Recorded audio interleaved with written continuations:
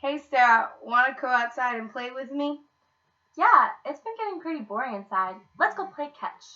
Alright, I'll go get my shoes. We don't need shoes. Let's just go outside. It'll be fine. You're not going to wear shoes? No, why would I? It's really nice outside. But what if you step on a rock or something sharp and cut your foot?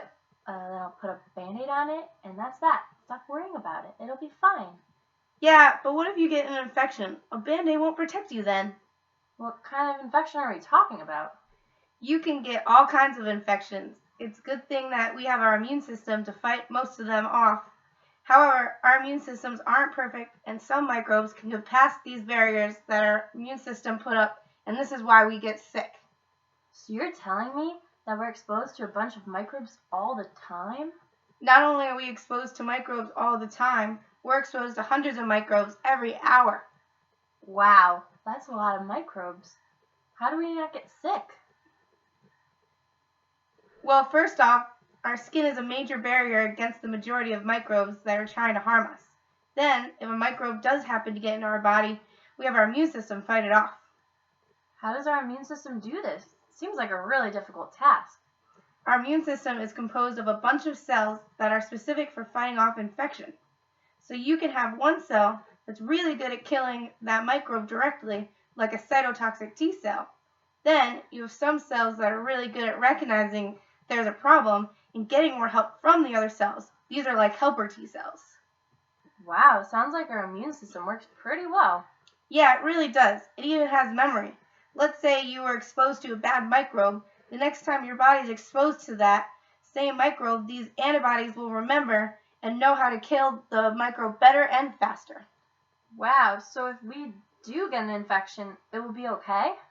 Not exactly. Some infections can be really bad, and our immune system might not be able to fight it off. As well, some of these infections can get pretty serious symptoms that no one wants to go through. What kind of infections are these? Well, tetanus is a really bad one. What's tetanus?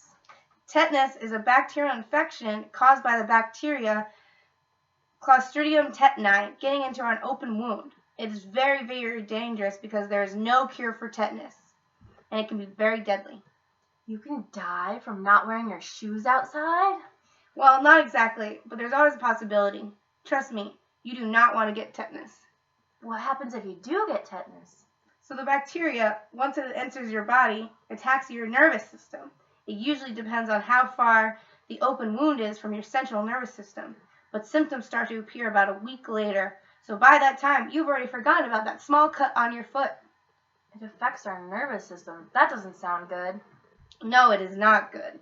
So you'll first notice the spasms and stiffness of your jaw muscles.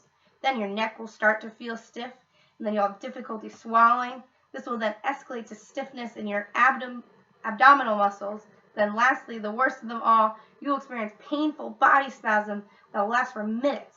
This is like the signature symptom of tetanus. Oh my God, that sounds awful. I don't want to get tetanus. Why would anyone go outside and risk it? How does this bacteria do this? So the bacterium Clostridium tetani develop these spores, which are basically indestructible. These spores are found in the soil, and once it enters the body through an open wound, it releases 2 exotoxins that cause these symptoms. Wow, all of this is so scary. You think that's bad? I haven't told you about lockjaw yet. What's lockjaw? So you know how I told you that one of the first symptoms is stiffness in your jaw? Yeah. Well, this can progress even worse. The stiffness can be so bad your mouth is held shut and you can't open it. This is caused by continuous spasms in your jaw muscle. No way. Does that mean I can't eat pizza? That's exactly right. You won't be able to eat anything, even pizza. That changes everything now. How do we protect ourselves? Do we just never go outside again? No, we don't have to do that. Thankfully, there's a vaccine that you can get. A vaccine? Yeah, it's a shot that you can get which will prevent getting the disease at all. What, you can do that? How does that work? So you remember how I told you that our immune system has memory? Yeah. Well, a vaccine mimics an actual infection without all the icky symptoms, and then our body makes these antibodies that remember the infection and we can fight it off. Wow, that's really cool. So it's just one shot? Well, it's 4 or 5 shots, but it's not as bad as it sounds. You can get your first one when you're 2 months old, your second one when you're 4 months old, and the third one when you're 6 months old. So you won't even remember those because you're a baby. Then the fourth dose is any time from when you're 15 months old to 18 months old. After that, you only get boosters. What's a booster? So let's say you do go outside today with no shoes on and cut your foot. You would go to the doctor and he would give you a booster shot just in case you did get tetanus. The booster is there to make sure your immune system is awake and ready to attack if the bacteria tries to infect you. Wow, I'm so glad that I learned all this. Thanks. Oh, you're welcome. You should probably make sure you have the vaccine. Yeah, thank God for vaccines. I guess we should go play outside now. I'll go get my shoes.